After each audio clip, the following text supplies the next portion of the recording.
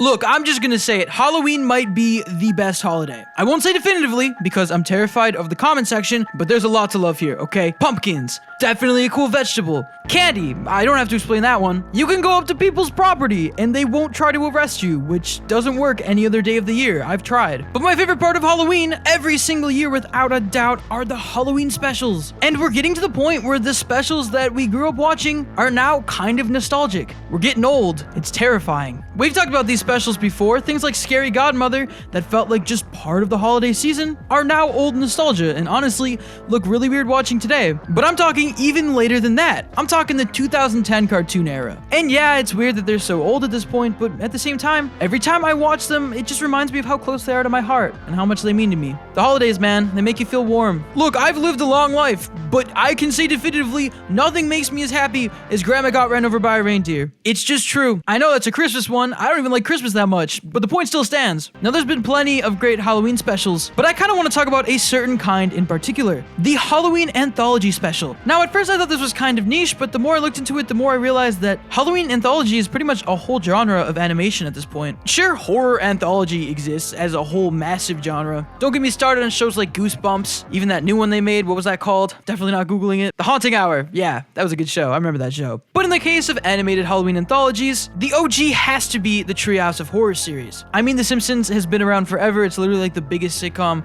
of all time, technically. So it makes sense that its Halloween tradition has had such an effect on pop culture. At this point, they've made over 30 Treehouse of Horrors, and a lot of these specials are pretty old at this point. But the series is still famous enough for it to be relevant today. I mean, I don't even watch The Simpsons like that, and I still know a lot about Treehouse of Horror, because at this point, they're just classics, like the Shining parody. If you are somehow unfamiliar with Treehouse of Horror, I'll give you a basic rundown. Every Halloween, The Simpsons has an episode that's basically 3 non-canon horror stories. They could be rooted in pure horror or even sci-fi, but they're all dark and they're all non-canon. Most, if not all of them, are actually just movie parodies, but it works every time. It's so crazy to me because the series exists both as a classic and influential animated series, and also something that's low-key still happening today. Like, they did a Split parody. I kind of want to watch that. It looks interesting. And yeah, I could sit here and talk about Treehouse of Horror all day, but what I'm interested in isn't the series itself, but the influence it had. As with anything with The Simpsons, chances are something they did early on influenced animation way down the line. Rebecca Sugar cited The Simpsons as an influence for Steven Universe. Whether or not you watch the show, you definitely have seen hints of it in work today. So how did Treehouse of Horror influence animation? Look no further than the classic 2010 Cartoon Network hit, Regular Show. That's right, ladies and gentlemen, we're talking about Terror Tales of the Park, baby. Let's go. That's right, Regular Show had its own tradition, very similarly to Treehouse of Horror. In fact, I would go out of my way to say it was pretty much based on it, right down to the fact that they literally used Roman numerals at a certain point, but Regular Show really made it its own. You remember these episodes. Pretty much every Halloween, Regular Show did a special that involved some sort of scary storytelling scheme where the park employees all told scary stories that were non-canon, and they were always entertaining. Some of them were literally terrifying. So today, with all of this in mind and Halloween right around the corner, I want to take a look back on Terror Tales of the Park and revisit some of my favorite spooky Regular Show moments, as well as looking at other shows that follow this format, because there are plenty of other examples. So without further ado, guys, let's take a look at some horror anthology.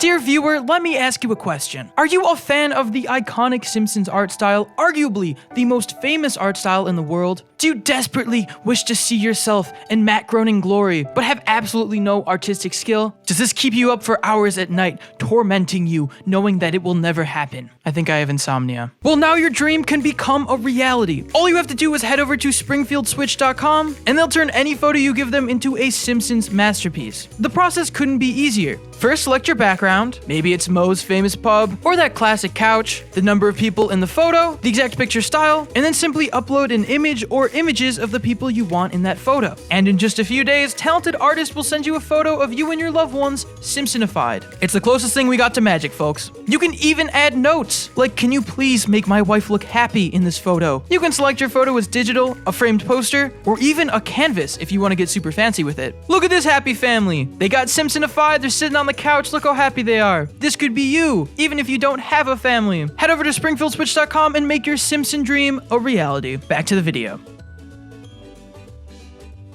Now, as much as the Terror Tales series is just a staple of regular show at this point, the first one didn't even happen until season 3, but happened each subsequent season after that. And although they're all incredible in their own right, the one I would argue is the most iconic is definitely the first one, the one that started it all. And that's because of the insane plot lines that took place in that first series, along with how dark they were able to get with it. In the very first part, Rigby makes a horrible mistake of egging a house on Halloween. You know that's some cursed behavior, Rigby, what are you doing? And surprise, surprise, the house happens to belong to an evil wizard who curses Rigby, but not in a way I've literally ever seen, because Rigby starts to slowly turn into a house. Out of all the Terror Tale stories, this is the one that I remember the most, and I would argue is one of the most infamous, if not the most infamous. It's just the imagery of Rigby slowly turning into a house. The incredible absurdity of the scenario, it makes you really just think, how did they come up with this one? Once Rigby is a house, the other members of the park try to protect him while they wait for the wizard to come back and try to take him down. Meaning they actually go inside Rigby's house, which he's just like a really nice home. I remember watching this as a kid and I always thought it was so interesting. There's a part where they rip out the phone and throw it on the ground and I'm just like, is that Rigby's collarbone?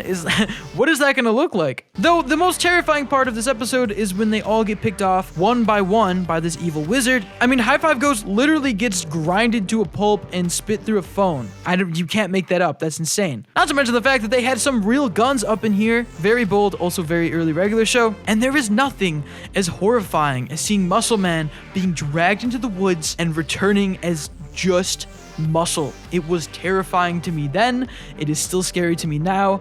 Get this imagery out of my head. Definitely some nightmare fuel. I would argue the other two stories are not as scary in comparison. The other one shows a creepy doll that wants to draw on somebody's face, which of course this is a parody of so many horror tropes. The evil doll thing is huge. And the Crash Pit story, which focused on Muscle Man and High Five Ghost, which I really like, as their ploy to throw cars into the quote crash pit goes awry when they end up trying to crash an old RV that holds the spirits of a long gone rock band. You don't disturb spirits, period, let alone with a motorized vehicle and a giant hole. Needless to say, the craziest part, I think, is that they actually kill off Muscle Man and High Five Ghost, who is technically a ghost. I don't know how he died twice. I don't know his status. I'm so confused. Is High Five Ghost dead this whole time? Who did he used to be? Did they have an episode about this that I missed? I mean, there's a chance that's true. I just love that they straight up drew him the same, but Muscle Man's also a ghost now. Honestly, that'd be a pretty sweet setup. Also, it looks like they're going up instead of down. You know what I mean? All in all, it was a pretty fun episode, and it's crazy to think of what it started. The second Terror Tales of the Park really cemented it as a tradition. This is the first time we see them as a group together in costumes, swapping stories on Halloween, which is pretty much the format for the rest of the series, give or take. Also, Thomas is here, which is cool. It's before he was a Russian spy. Spoiler alert, sorry about that. The format of this episode is that they're on their way to a Halloween party and are telling stories to pass the time, which again is super creative and it just works. The first one is definitely one of my personal favorites of the entire series because it's literally Mordecai killing his uncle, who then proceeds to haunt him as a zombie only to give him his $5 back. The fact that Mordecai literally kills his uncle is on its own insane enough. Also, the fact that they just introduced his uncle point blank, like, this is a character. Definitely the strongest one out of that episode. There's a story about a party bus that makes them old, which I thought was kind of cool. It's kind of interesting. It's not as scary as the other ones, but the whole idea of them reversing it to reverse the aging process I thought was really creative. And the coolest one, just from a horror perspective, is the final wallpaper short where Mordecai and Rigby are trying to put up wallpaper and in classic regular show fashion, hire some shady ad to do it, and the guy turns out to be a giant wallpaper spider because regular show. But there's just something about the sequence where they're lost in the maze of wallpaper and the walls are changing that's just so interesting and cool to watch. Honestly, these last two could have just been cool regular show episodes, but I'm glad they were in this special. Now, by the third Terror Tales, it was definitely hitting its stride, okay? It was a tradition, they knew what they were doing, it was a format that they could play around with, and the third one includes, I will say objectively, my favorite one, in which Rigby orders a bed from an IKEA parody that literally is just a murderer. He has a gold tooth. I guess the murderer got made into a bed, and then it ends with Benson and Rigby bonding after they just completely murk it. I love it. It's amazing. I would watch an hour. I would watch this full theatrical film. I don't even care. It's not even scary. It's just, what is this? In the next story, they're fucking around in a pumpkin patch. Bad idea always, especially near Halloween. Avoid pumpkin patches at night. If you see a scarecrow, period, just get out of there. That's bad news. And they got hit with a double threat because it was literally a pumpkin scarecrow who decided that he was going to fight back. This is actually legitimately a really scary short. After he sees them screwing with some pumpkins and basically just being jerks to pumpkins, he chases them down and turns turns them all into pumpkins, like one by one. Something about their slow transformation just freaks me out. But the creepiest part is that he gathers all of their seeds and tosses them into the pumpkin patch, basically just turning them into pumpkins. I mean, it ends kind of comedically with like a bunch of muscle man pumpkins, which is just funny to see. But the reality of the situation is just that classic, creepy, non-canon Halloween story vibe that I can't quite explain. Sure, it was done kind of goofy, but the idea of them just getting turned into pumpkins that were destroyed is pretty dark, and it's just really creepy to me. And the final part of this episode gave us the most iconic Halloween villain of all time, Jebediah Townhouse. Now, the park house is pretty synonymous with regular show. It's pretty much its mascot. And in this special, they discovered that the famous house they've been living in this entire time is haunted by a man named Jebediah Townhouse. His whole thing is that he sported 90s trends way back in like the 1700s and decided to die, become the house, and then come back when it was relevant. Although he missed it by 20 years, which just is hilarious. Benson tries to warn them, saying that it's the year that Jebediah is supposed to come back. They don't believe him and instead try to make a bet that they can stay there without getting scared, which is always a bad idea in horror. Surprise, surprise, Jebediah comes and pretty much torches them. The best part of this episode is just every time he says anything, the characters are just legitimately confused because it's 90s slang. It's just so perfect. Also, he's so obviously voiced by Rigby's voice actor. I'm gonna let it slide. It's just very funny to me. Oh yeah, I gotta have my pops. Oh yeah, now we're talking. The twist ending though is that the house actually is haunted by Jebediah Townhouse. The story was real, ending on a beautiful Halloween twist. Also, this is the episode where Thomas gets stuck in the pizza costume until Thanksgiving, which is a nice touch of continuity that the series actually did.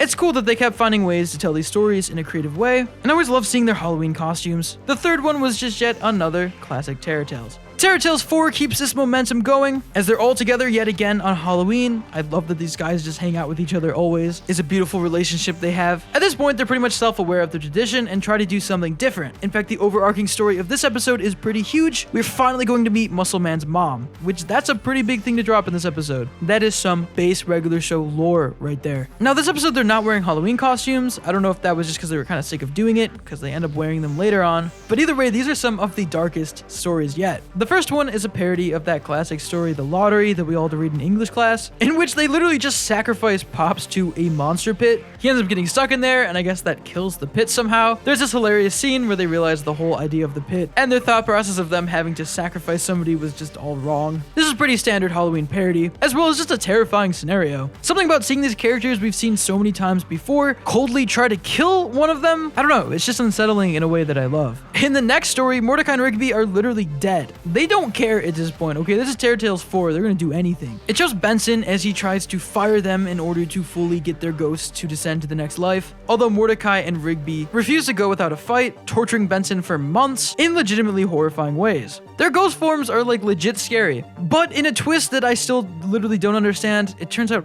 Benson has been dead and he was haunting the house. The whole ending is just kind of making fun of like twists in horror. It doesn't make sense, but it's definitely funny. And in the last one, they get sucked into a super spooky VHS tape. It's like a reverse Ring, I guess. Oh geez, this is the CJ era, isn't it? Oh boy. This whole segment is kind of just making fun of horror movie tropes. It's really funny, as well as another story I could just see being a regular show episode, but ultimately this installment was very parody heavy and self-aware of its horror genre. And in the end, we do finally get to meet Muscle Man's mom, which just turns out it's just like a really sweet, normal woman. And honestly, I think that's the best outcome. Terror Tales 5 shakes things up a little bit though. The costumes are back, which is awesome, but this time, they're not telling stories. Instead, there is a genie booth that shows them scenarios. The way they describe it is, it will grant your wish, but show you a scary version of it. I don't know if they just didn't want to repeat themselves too much, but coming up with this crazy convoluted scenario was just the perfect, most regular show way of doing it, so I welcome it. The first scenario is when Benson wishes that he could get Mordecai and Rigby to work more, and it shows them a scenario where he gets a puppet to yell at them to get back to work, and it kind of works, mostly because Mordecai and Rigby feel bad for Benson and are just weirded out by it. They're just kind of made uncomfortable. At first, it works in Benson's favor, but things go awry when Mr. Bossman, the name of the dummy, starts getting mean and eventually turns on Benson, revealing that he is in fact alive and tries to take over the park. He is stopped though when they literally guillotine him to death, with a salad guillotine, which is a product that is not real, but I wish it was. Also in this episode, we get to see Benson's apartment, which I always love the idea that he has a life outside of the park. This one wasn't really scary, but it was definitely entertaining. And it had these hilarious ads with this sweaty guy, which was honestly just my favorite part of the whole thing. Yeah, dummies are creepy.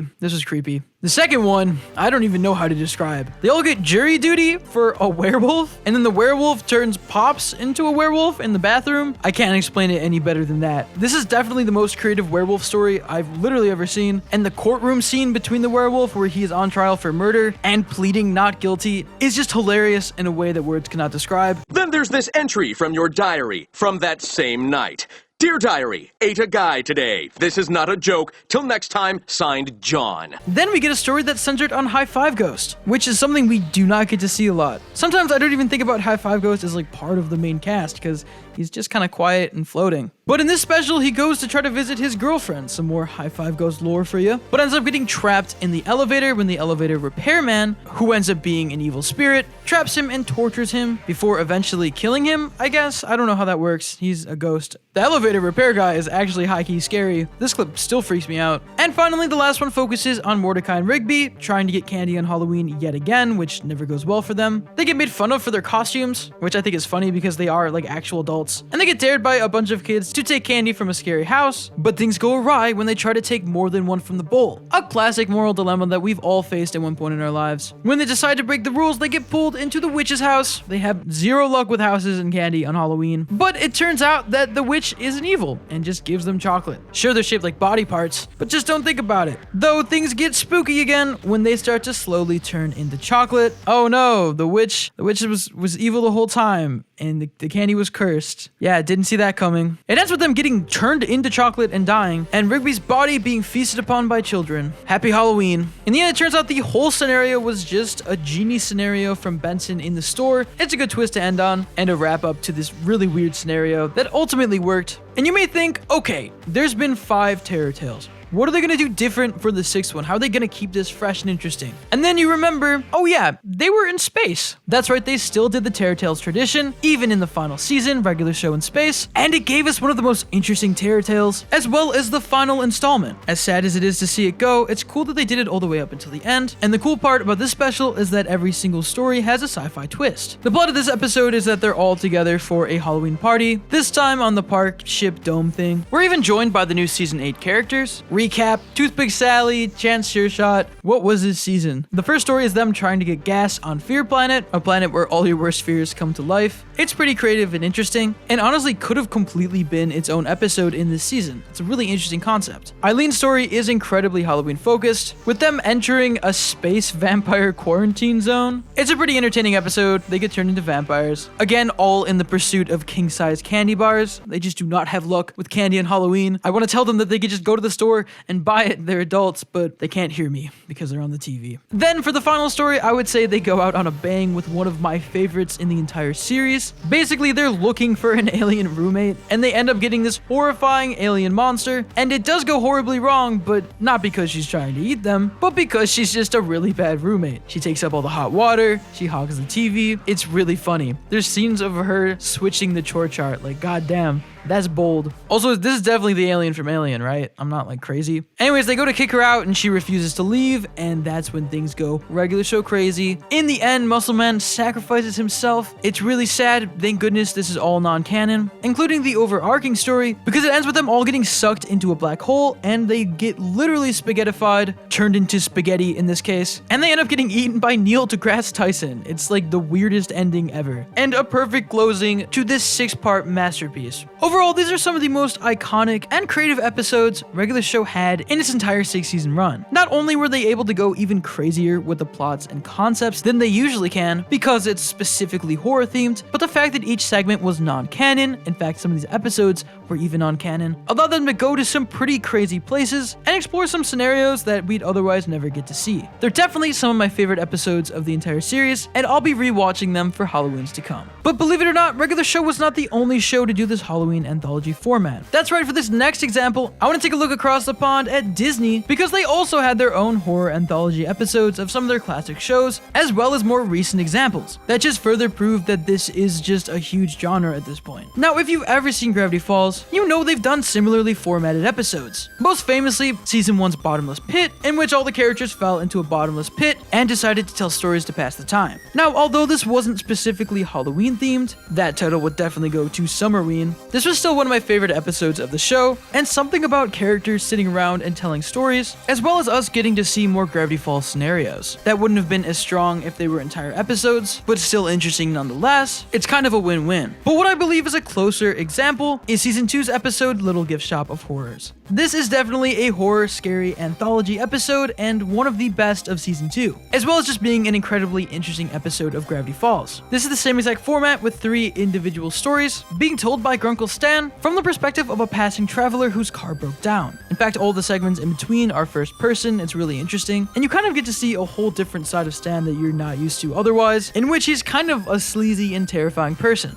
That's right, I'm a jerk. The first segment, Hands Off, shows Stan getting cursed by a witch who is selling watches. When he tries to scam her and steal one of the watches, she makes him pay by taking away his hands. It's pretty morbid, but honestly, Stan rolls with it. He's a G like that. There's a pretty comedic segment where he tries to live with no hands, but eventually they realize they have to go to the witch's cave to get his hands back. And this part is legitimately creepy. Something about going to a cave and just seeing a bunch of hands crawling around is beyond unsettling. But in classic Gravity Falls fashion, it's revealed that this witch is using this entire situation to get Stan to go on a date with her because she's lonely. So they decide to help her by redecorating her cave apartment. They give her a whole home makeover, and it kind of ends hopefully with her meeting a handsome hiker. The idea of a witch who sells watches and steals hands is funny enough, but to take that concept even further into a scenario where it's a lonely witch who steals people's hands in order to lure them to her cave so that she can go on dates is something that could literally only happen in Gravity Falls. The next segment isn't as scary as it is interesting. In an attempt for Dipper to try to increase his IQ so he can figure out some crazy puzzle toy, he accidentally leaves out the solution, causing Waddles to eat it and becoming incredibly smart overnight. They wake up to a hyper-intelligent Waddles. He's all cute, he's got a little talky thing. He's also voiced by Neil deGrasse Tyson. I don't know why Neil deGrasse Tyson is all over these animated horror anthology episodes, but I'm here for it, honestly. He does a great job.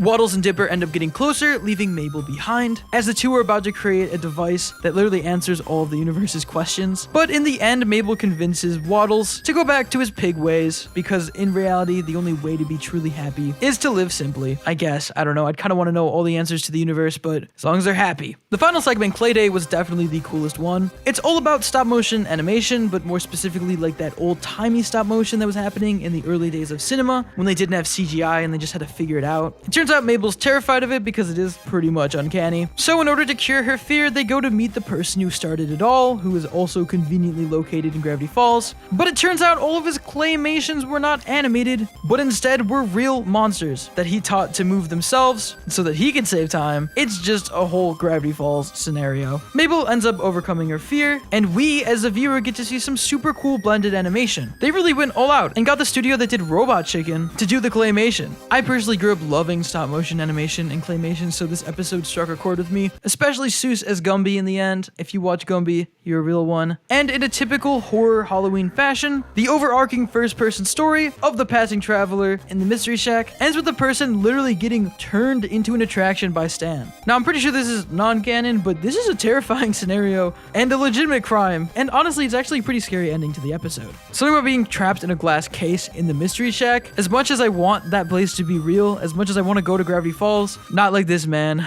Not like this. Now look, even though I picked examples from shows that ended a little bit ago, this tradition is still alive and well. In fact, as recently as this year, literally a few weeks ago, the Disney Channel original Amphibia had their own Halloween anthology special, and it did not disappoint. This kind of makes sense considering how Amphibia is sort of a spiritual successor to Gravity Falls in a lot of ways. In this episode, we see the Amphibia tradition of the shut-in. It's basically their quasi-Halloween holiday that's definitely not a holiday, where they all work together to gather supplies in order to shut in for the night and hide from the moon, because if they look at it, they will turn into a monster. So they all hunker down and tell scary stories that hopefully scare them into staying inside, so they'll avoid looking at the moon. I have to say, out of all the specials we've looked at so far, this has got to be my favorite in terms of just how convoluted the premise was. And I'm not going to go over the episode beat by beat because it's very recent, and if you haven't seen it yet, you should definitely watch it. But if you love scary stories, and especially this Halloween anthology format, this is literally right up your alley. It reminds me a ton of the Gravity Falls episodes, which again makes a lot of sense.